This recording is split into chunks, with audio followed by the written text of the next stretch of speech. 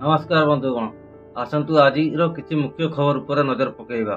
बरगढ़ जिले में 13 वर्षीय झील निज देहरे निआं लगे आत्महत्या करिछि।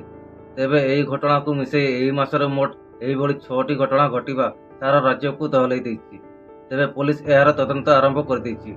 आदिवासी स्थान मान्यता पाई कुर्मी समाज 3टी राज्य यथा ओडिशा, झारखंड एवं पश्चिम बंग में अनिर्दिष्ट काल पाई रेलर आंदोलन करने को घोषणा करिसेंति। एथिरे ट्रेन चलाचल बाधाप्राप्त हेबो बोली संभावना अछि। सरकार स्पष्ट करिसेंति जे पुरी जगन्नाथ मंदिरर महाप्रसाद को एथर ऑनलाइन रे बिक्री करने को अनुमति मिलिबो नाही, काहेकि ना एहार पवित्रता और पारंपरिकता रक्षा करबा हमर उद्देश्य बोली सरकार कहिसेंति।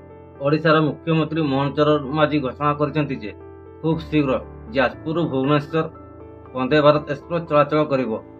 तो एथिरे जो अच्छी दक्षिण ओडिशा तार गतिशील यातायात गतिशील बढ़िबो बोली मुख्यमंत्री मोहन चरण माझी कहिसेंति।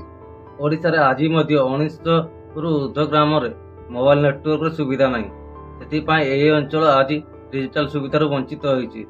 तो सरकार कहिसेंति, ओडिशा सरकार कहिसेंति बहुत शीघ्र यार समाधान करा जिवो। तेबे वर्तमान पाणीपाग विषय रे जानि नेबा।